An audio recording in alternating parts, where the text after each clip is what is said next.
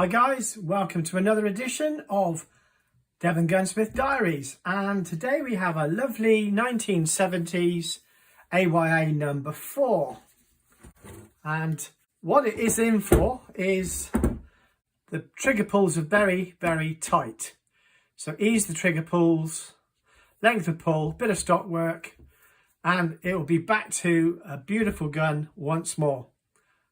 So let's get into it.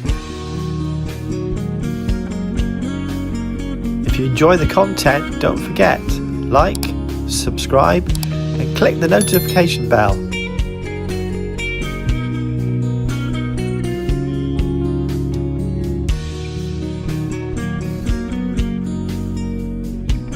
Okay, so put this to one side for a second and let's just address the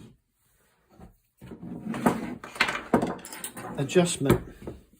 So when you see an add-on like this, you've got to be careful when removing it to check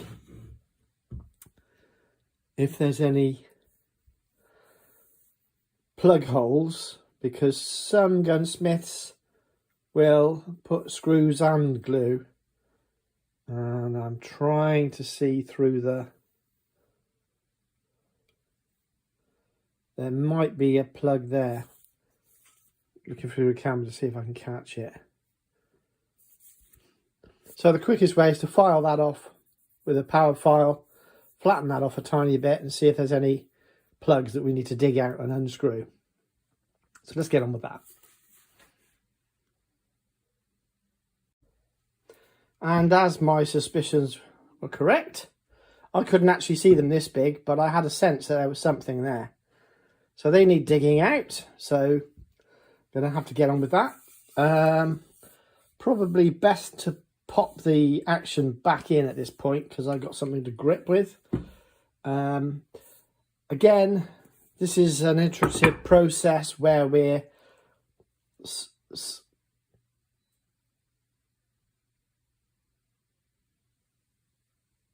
reproducing the effects of working from home on a small bench, not having a fully functional workshop. I occasionally see a lot of truck with all kinds of stocking jigs and stuff like that. It's only really people who make them that feature them, really. Midway USA comes to mind. They're basically showing off what expensive gear they've got to sell to you. And that's what they're doing. Cynical, I know, but it is the case. You can go into gun shops and get all kinds of complex stands and goodness knows what. And it's all a marketing ploy. Often plastic items. Anyway. So this is not a complete finished job. This is just going to be to enable me to clamp while I do all the butchery.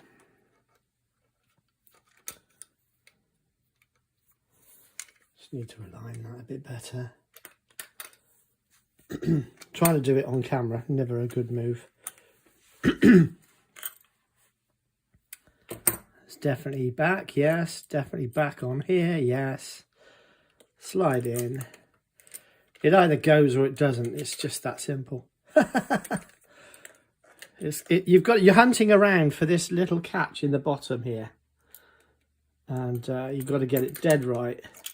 If it moves forward like it's just done, it won't help you at all.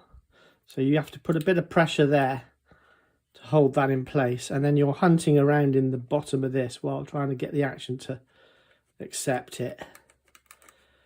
Again, I do this sort of thing on my knees, on my lap should I say. I don't get prostrated on my knees to do it, but see how, right, I'm going to do it. I'm going to put it on my lap, it's easier.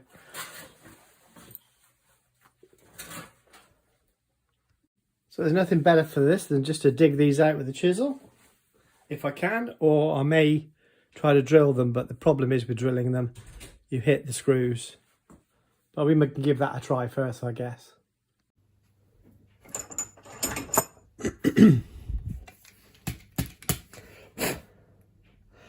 And it's a slotted head screw. Right. I guess that's something. It's just a matter of working my way through. Camera, see, not in the right place. Darn it. Of course, these were never really intended to be taken out again. That's the problem. So we may have a limited... They look burred over. That might be just the drill, though. Oh, I think I've got a turn. Oh, yes. Well, that's encouraging. The reason I'm cautious is I've had some nightmare jobs like this. And you're trying to dig out things for ages, and it's... Following somebody else is never a pleasurable thing. In fact, on occasion, I actually do refuse to do it.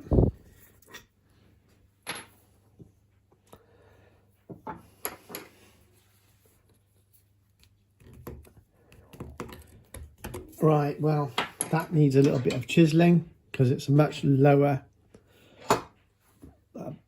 more shallow plug. Sorry, camera's not there. I've got a much maligned little chisel here, which I use for all these kind of brutal things. Not sure how we're going to go with this. Some success possible.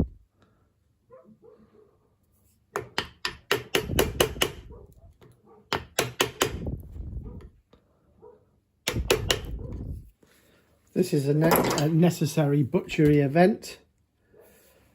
Oh, yeah.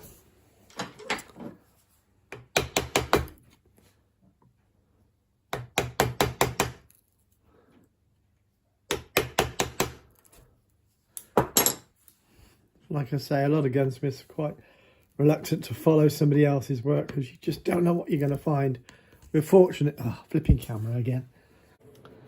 Very similar to the modern style of Italian butt plates, which are made of wood, and they have two screws which are clearly seen. There's no need to hide them. That's a very old school way of doing it. But if it wants to be glued, I dowel them to keyway dowel so that it doesn't slide around when it's being glued, and I strap this down, put under compression so that the glue sets with a fine line. Screwing it is an untidy process, so if I use the screws, I will always make it so it can be removed with a couple of keyways.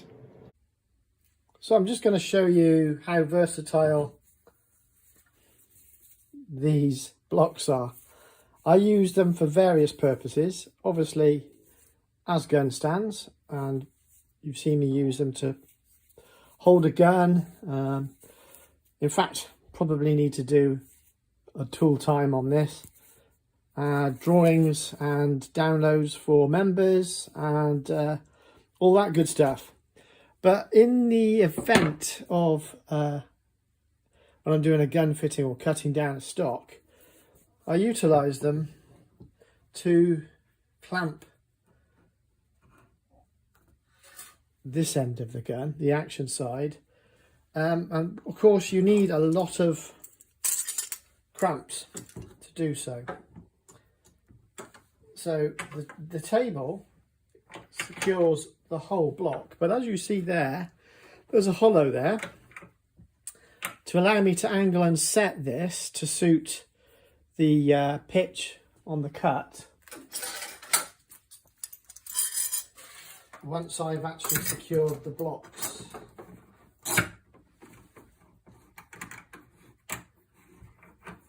So this is making good use of all my multi-purpose gadgets that I like to have around me.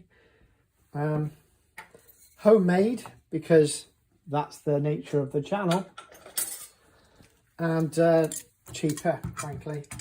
And they kind of look nice too, I feel. I don't know what you guys think. Comments down below, guys. Would you like a video on how to make these different systems. Probably the gun fitting jig, I would say, that's come up before. So that's now secure. Now I'm able to angle across to here, and I can then decide how I want to set this angle and how much I want to cut off, and do I want to cut it off completely or cleanly. Well, this is fortunately a right angle cut, and it's right there. That is secure. This is a cramped little cottage space. Right, so I need to clamp this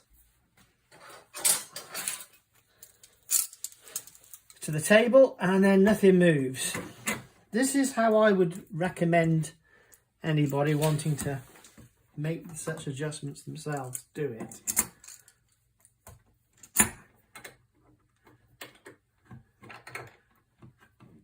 This is purely to stop it wobbling around. You probably can't quite see me on off camera doing this, I dare say. That's going to make it count too much. So back to adjusting the set.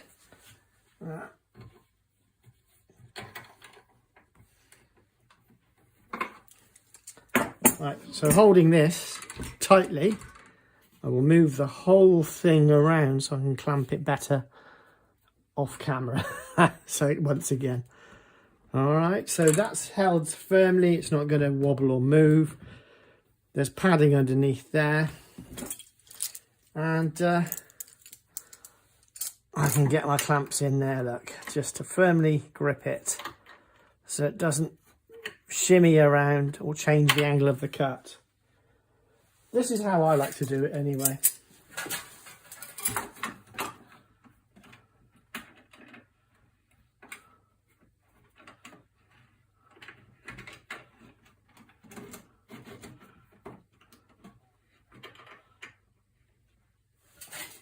So now that's secure to the bench. The bench is bolted to the wall so we don't get that moving back and forth. Let's crack on.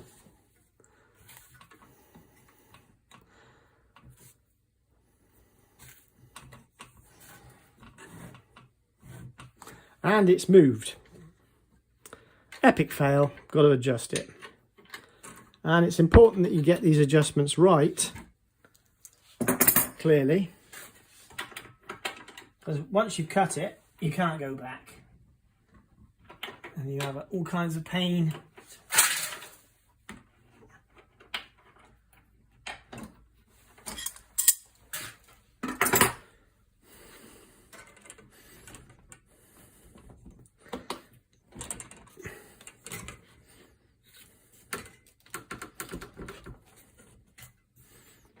I prefer to grind down than have to do it again.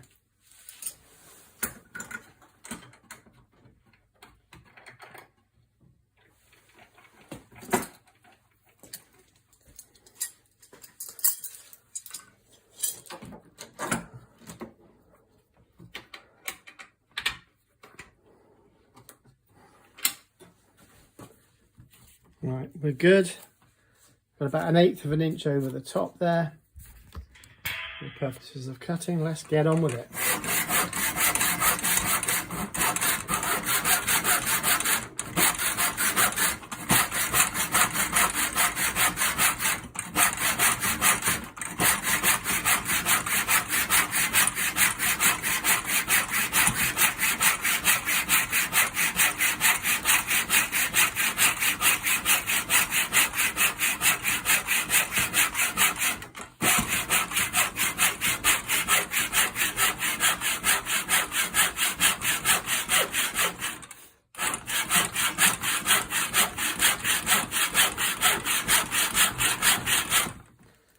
Oh boy, does your arm ache.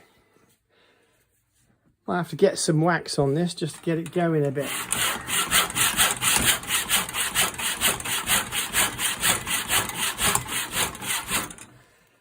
Another break. Whoa, that went off quickly. I think it, haha, yes, it pinged off at the last. it pinged off, lost grip. Whew, that's a workout.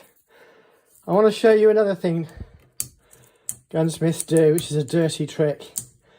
To get this edge level, they grind the inside out. I've done it myself before too. Just get this apart now. Whew. Bit of cardiovascular, never did anybody any harm. And comments in the chat. Or you should use a bandsaw. You should use a circular saw. Sorry, it doesn't take that long. I'm not that concerned about that, to be frank, even though my name's Paul. Right, so I'm off camera here, but this is a common thing. Scallop out. It's going to cause me grief because I've got very little to work with here. So I'm going to have to clean this off. But scalloping this out is common. And there's also a previous plug there. Oh, sorry guys. Yeah. There's a plug there. And it's been scalloped out. And you can see it's not much holding it now.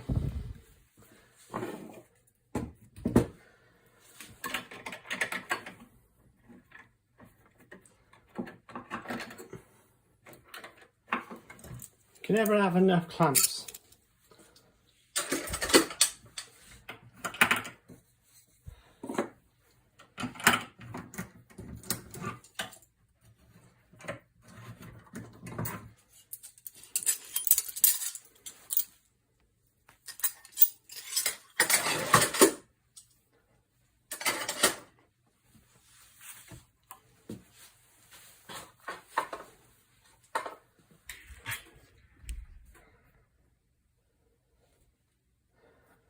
Okay, so something interesting I don't miss at all is all these lumps of wood.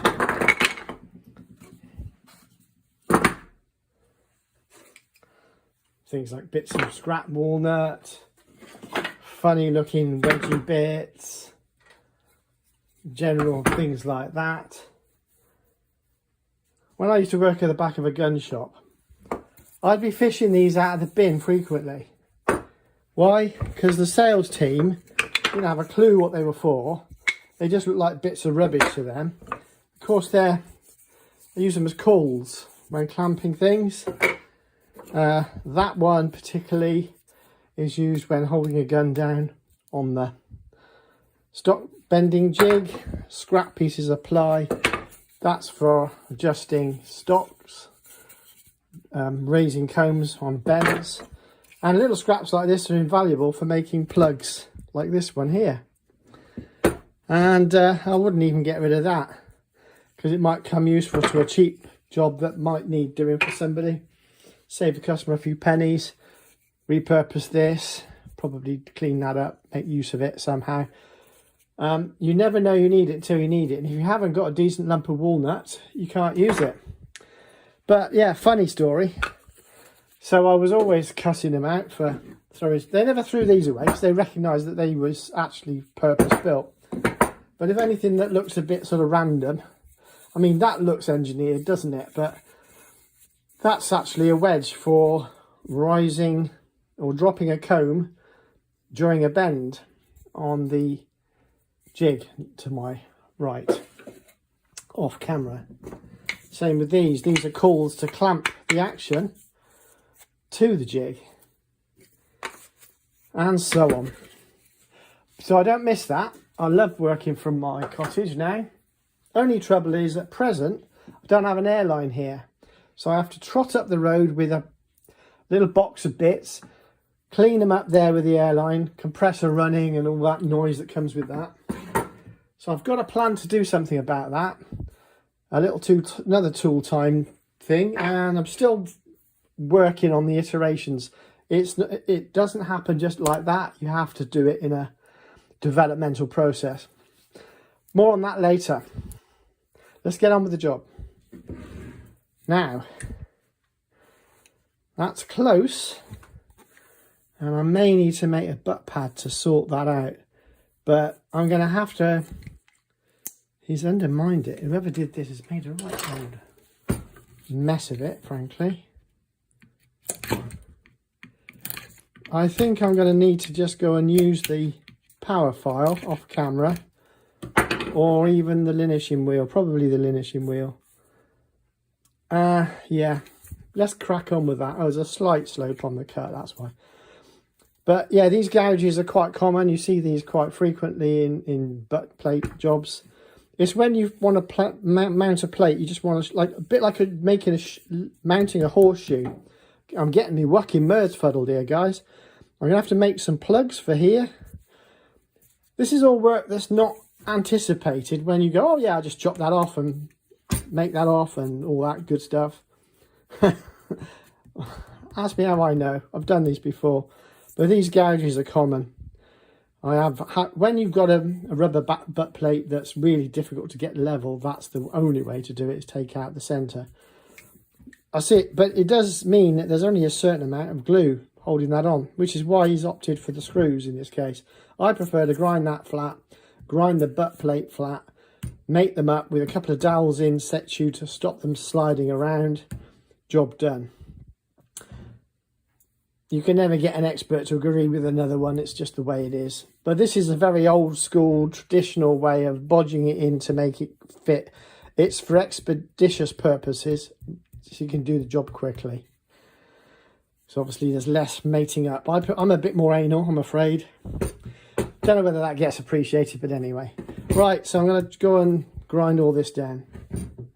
First, I want to check what the length of pull measurement should be. I don't want to take too much out, and I'm going to be forced to somewhat. So it's 37.2. I'm going to go metric on this occasion because it's 14 5/8. Yeah, 14 5/8 or 17.2. I'm going to leave that locked off. I want to get close to that. I don't want to get too low below that. The customer's going to have to accept a bit of it because I'm not, I've got all this gouging to fix. So it'll be probably an 1/8 off that. So it's probably going to be 14.5. Yeah, it'll be 14.5 length of pull, approximately. Got to be careful. I've got little to play. Oh, sorry, banging around it. Got a little to play with, but there's a deep gouge there. I don't know. Got a sinking feeling, guys. In YouTube making, this is called foreshadowing. Anyway, who knew I'd be a YouTuber? I didn't want to be a YouTuber. I just wanted to get more nice quality work, and I thought I'd better showcase how I do it, and photos don't quite get you there. Anyway, the channel's proving quite successful. I've got a few stalwart membership who pay a membership to my channel every month. Thank you, guys. Some of them have said they don't actually want shout outs. Kind of annoying because I want to promote the memberships. But if I have, for every 16 members, that's the same equivalent earning potential, which is not a lot, I'm going to say, of all of my months viewing, thousands of views using AdSense revenue. It's a kind of an annoying thing. And at present, we've only got, for every 4 people watching, only one of them's a subscriber. So 75% are not subscribers. That's why it doesn't cost you guys anything to subscribe. Please subscribe. It tells the algorithm there's people who want to watch my channel. It improves my click per view ratings. Don't forget, firearms content is quite low down on the list. You want to watch things about silly cats laughing and silly girls doing silly things. Oh yeah, you get £20 per 1,000 views. I'm getting £6 per 1,000 views. So this channel's not earning its keep. It's not even covering the time I take. Not on the work I'm doing, the editing and all the uploading that I need to do. None of that's getting paid for. So I'm afraid if it goes on like this and I don't get the support, I'm going to pull the plug. and there will be no more Devon Gunsmith on YouTube. Even Rumble's not performing well, so I can't even rely on that. And I'm a one-man band now. I have to do everything. I've just spent 2 weeks doing my inventory for the police checks, so I can get another 3 years licensing on my registered firearms dealership license. I can't open the door to my gun room to accept customers unless I've got £6,000 paid in insurance, membership fees, accountancy fees, all the professional services that I need to legally function in the UK. I must admit, I have thought about moving to Texas more than once. It's where all the good people seem to be going these days. One of my viewers is in the Carolinas. Can't remember if it's north or south. Near Tennessee. My geography in America's terrible. Sorry, guys. I'm very tempted. If I didn't have property in this country, and it's hard to get rid of in this country, I'd be shipping out. But at 59, do I nearly want to do that? Really? Seriously? I just don't know. Anyway, back to the job.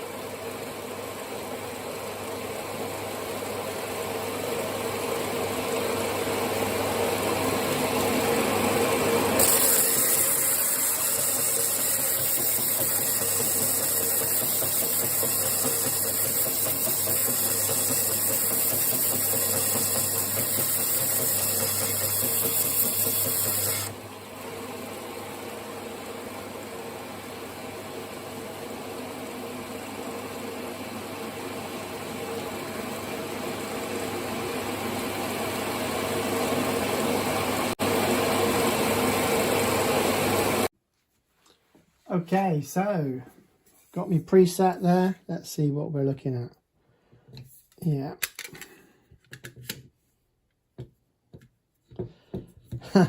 And as predicted, 14.5 length of pull. Had to lose 1/8 of an inch because there's no way I'm going to be able to carve past all this. I can do that because it's on the side as it slopes. If you can see the angle there, there's enough there to shave it off there and lose it. And look at that, guys, I've got 3 plugs all facing the wrong damn way, so that's going to make checkering such fun. Sometimes I really hate following somebody else's work, especially when it's not how I would have done it. That's not to say it's wrong, it's just not how I don't think it's the right way to do it myself, but people say that about me all the time as well. I should do it this way, I should do it that way. I had some guy castigating me for using a normal set of pliers the other day. Oh, you should have parallel pliers, mate. I'm like, this is a channel dedicated to the home worker making the best of things with what he's got, not having an extensive workshop all set up with gunsmith tools. Anyway, whatever. Let's get on with this.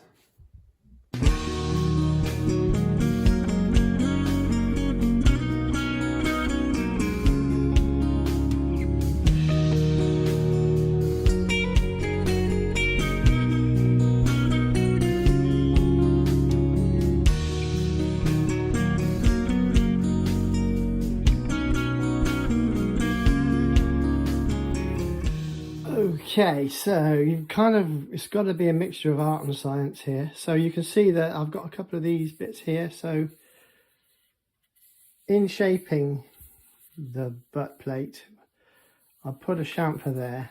I'll chamfer this side to match. That's always something I do anyway. Trying to maintain that point there to be the highest point along with this one. There'll be a bit of a scoop there, but I have to work with the constraints that I already have. So three plugs isn't good. 2 holes, it's a mess basically. I'm going to make that look pretty. Now I understand why the previous gunsmith checkered the whole plate. He had no choice, couldn't do anything else. So I'll have to do the same. Hey ho, it is what it is. So you can see that there's a rocker coming in here on the side. Oh, that shows it better. I'll be shaping that to match, so it's got to be aesthetically pleasing. The rounding off of the butt. Got to maintain that rake correctly, and we'll just crack on with it. Not a lot removing of the toe at all. At some point I'm going to have to peg these, so it's even more. Anyway, it is what it is. Certainly didn't quote for all this, so again, working for free. Anyway, I can't work for anybody else because I'm unemployable. My health conditions make it such that I can't turn up for work every day without fail. On an average week, I'll end up having a couple of off days. And I don't want to work when I'm feeling rough because, yeah, mistakes get made.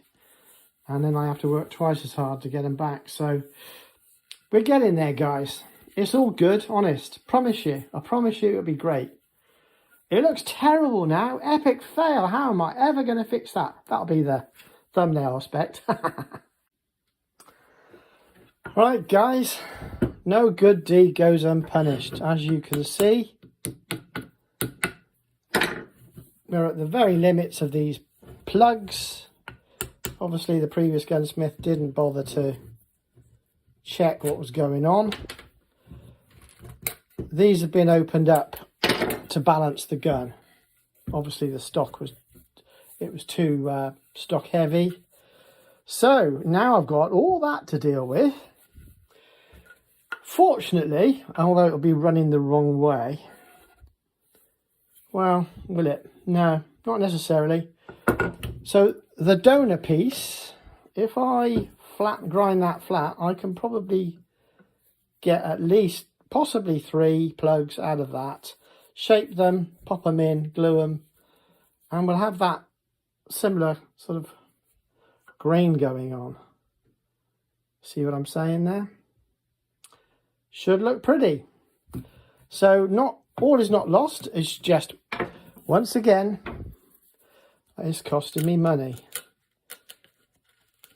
Anyway, this is just becoming an expensive hobby, this is, at this point. The love of repairing guns will get actually quite old after a while. And one day, I'll just go, screw it, can't be bothered to do it anymore.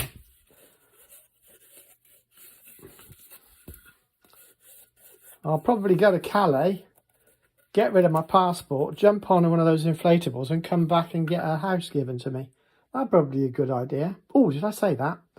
I'm so politically incorrect these days. That's the funny thing when you get older. You stop caring what people think about you. Funny that. Anyway, we can just about get 3 plugs out of that, I think. And a couple of little bits for these as well. So I'm going to divert. Let me just grind this against the table a bit, because then I can get some trolls going on about that. Bearing in mind I'm going to finish this. So any scratches I put on it, guys, I'm fixing. So shut the hell up. I'm getting testy because I've just got a load more work that ain't going to be paid for. Because I quote and I honour my quotes. And this is a chap who's, ever since I incorporated, has been one of my customers. So I tend to want to do him a favour on occasion. But no good deed goes unpunished. It never does. Right. Let's crack on then.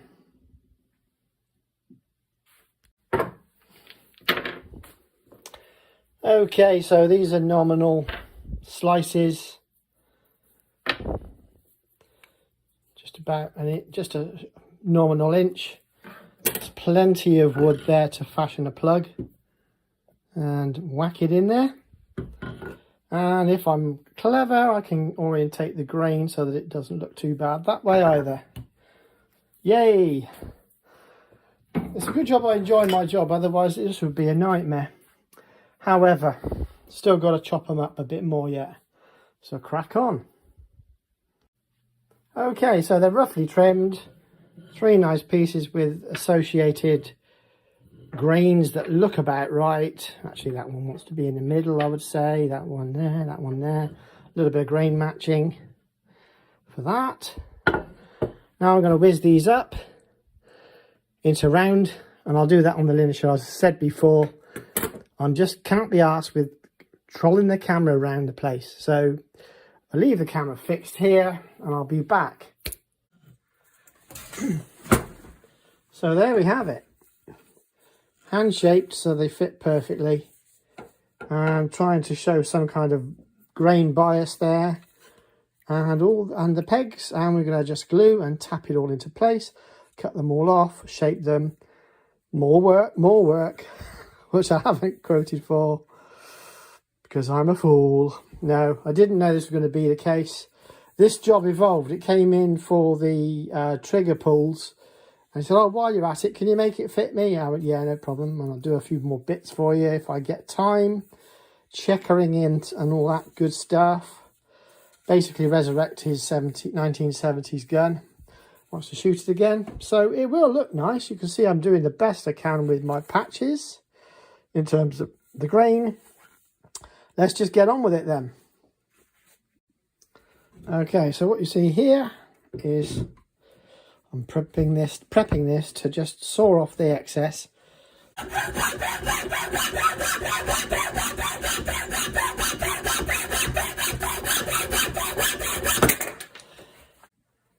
Right, so while I've waited for the kettle to boil, I'll quickly just given that a whiz up on the...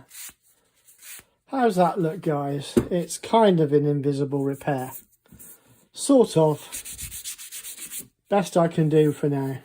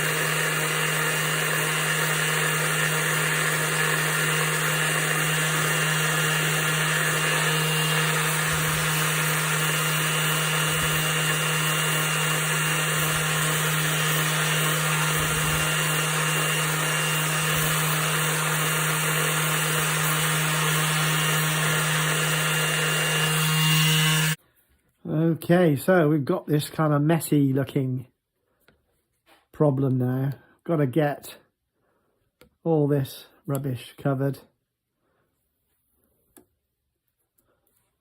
And trying to do it with the camera right under my nose again.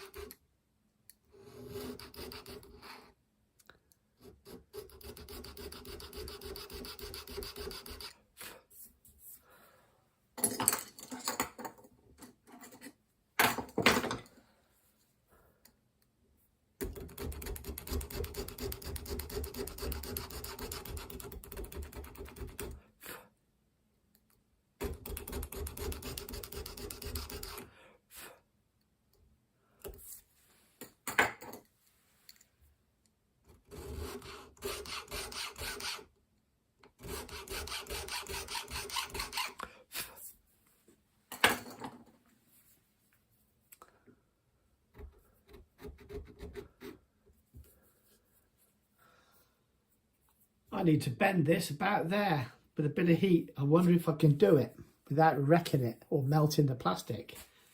Who knows, eh? Maybe. I don't know.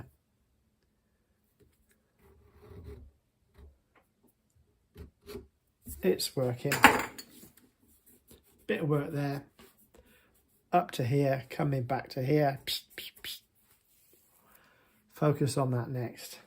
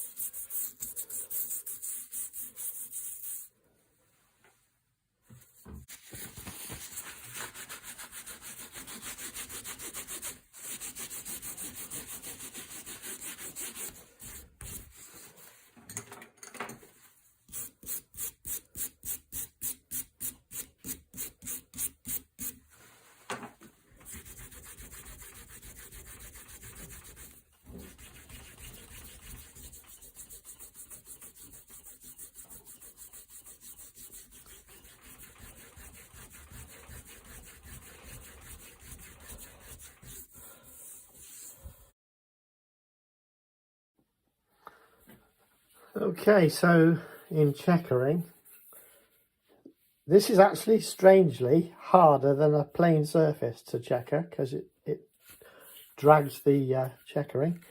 There's some that I prepared earlier, not the final pass, but getting there. And then down here you see where I've gone one direction only. And obviously you've got a mullered border there somewhat. Yeah, so that's how it basically achieves the transition. Straight edge cuts there, obviously border cuts there, no border cuts underneath. And so you get that nice looking checkering, which will take a stain or a little drop of oil, not too much. But it goes from flat to a nice grippy feeling there. And it's really worth the trouble. Got to pick out these edges. It's not finished, it's just showing you that you also notice you have to go deeper in some places to get them to be even sized. But there you go. That's an improvement, and that's how it's starting. Okay, so we get to the point where we've done the checkering, and now time to stain the wood. You can clean this with a spirit, and quite often best to run over some 5/0 wire wool.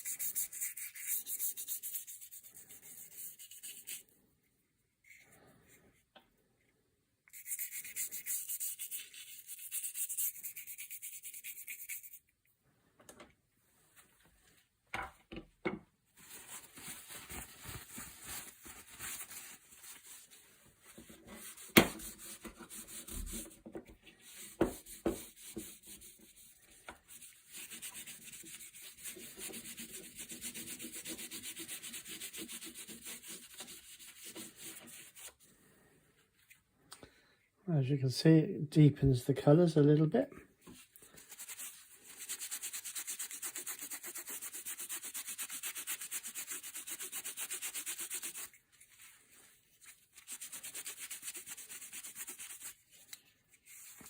Matching somewhat closer to the original colour before it got all faded and bleached.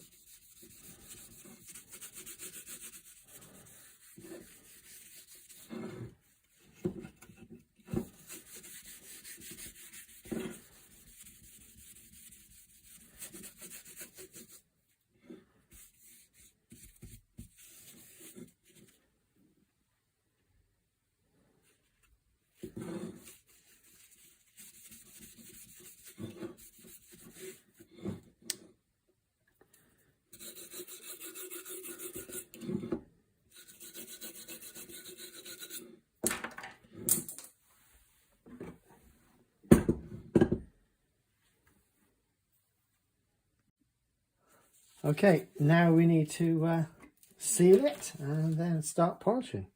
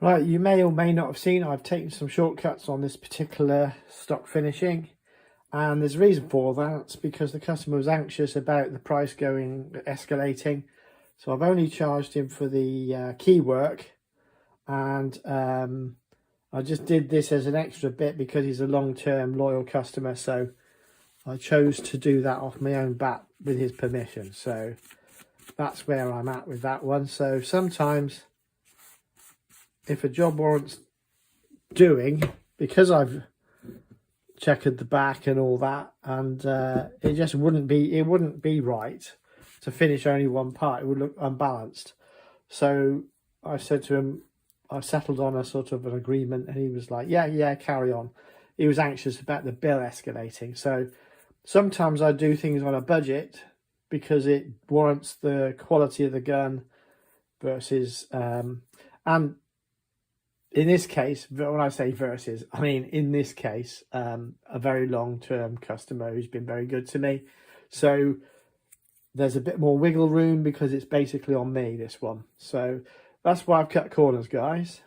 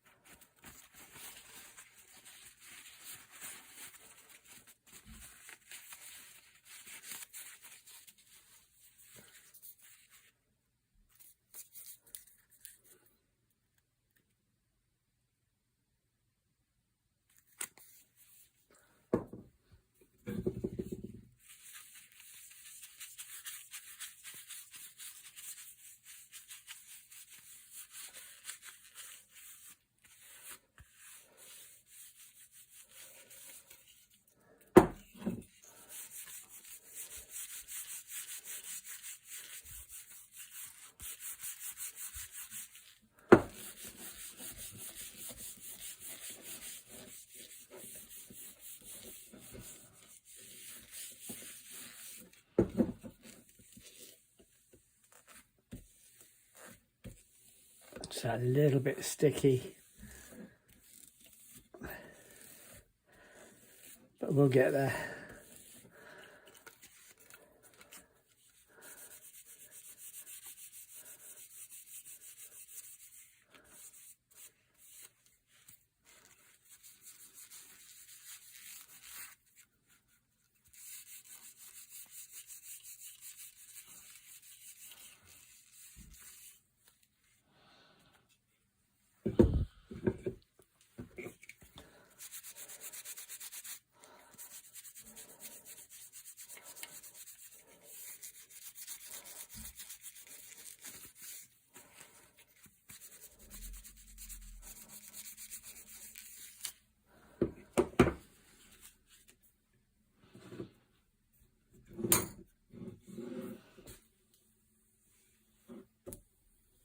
Got to get rid of this excess stickiness that started off okay, but not so okay now.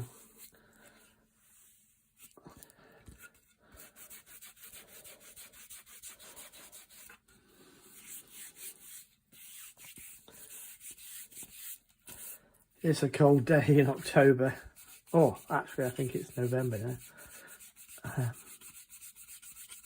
It's not conducive to good quality finishes really, because it's not going to finish well unless it's dried in a warm environment. But we will see. I can't pick and choose the season to get jobs done. It is what it is, I'm afraid. Right. What I'm going to do here is use my trusty kitchen cloth, pick a clean bit, just burnish off the excess.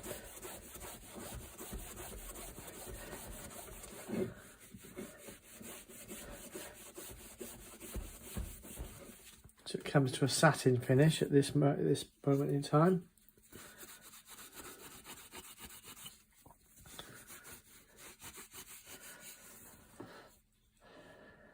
That's nice. It's not too bad.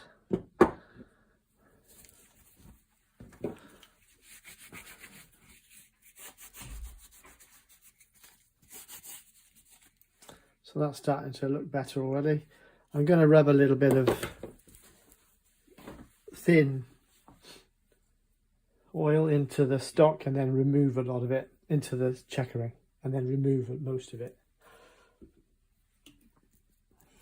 But it looks a lot better than it did when it came in.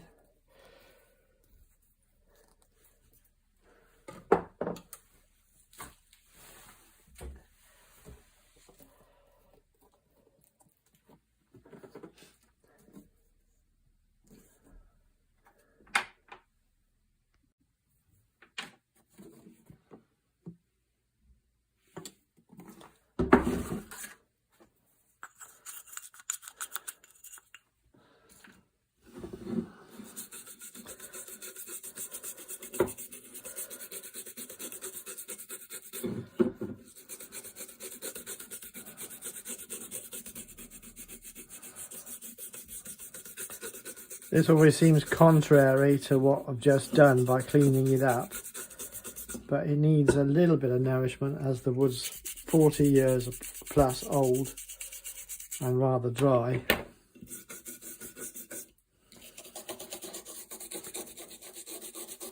It needs some protection from the elements.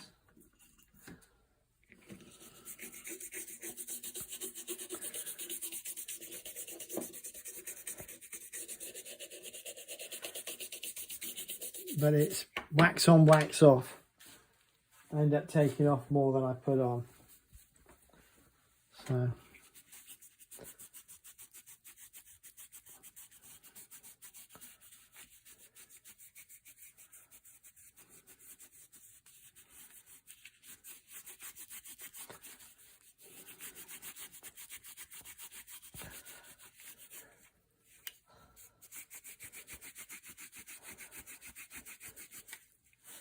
again, this is not one of those perfect checkerings. It's an adequate functional job that has some beauty, but it's not the aesthetic that we're going for. It's generally the functionality.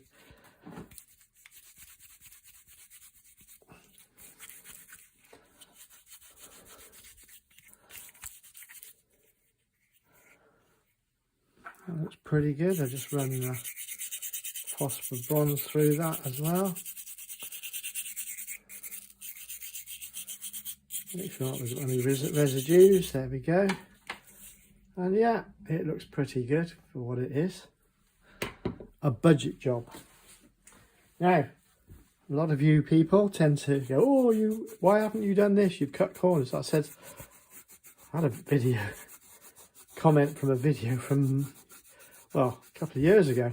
Oh, you did a full service, but you didn't replace any of the springs. It's like, well, sometimes it's based on what the budget of a customer, and there's a lot can be done by stripping down an action and cleaning it and putting it back together again that makes the said springs work better. So it never occurred to you. And this idea of spring replacement, routine spring replacement, is it's just one of those marketing ploys, to be honest with you. Especially on strikers.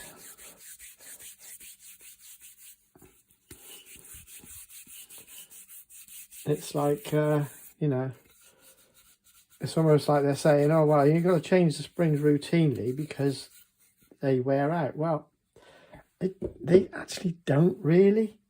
Anyway, there we go. Looking good. Much better. It's the beginning of the shooting season, and it's when I get overrun. So what I will be doing will be banking videos that I will be releasing later on. But there will be director's cuts, especially for members only. And people keep asking me, what's in this pot or what's in that pot? That proprietary information will be reserved to direct questions from my members. So thanks for that, guys. Hope you enjoyed it. Until next time, thanks.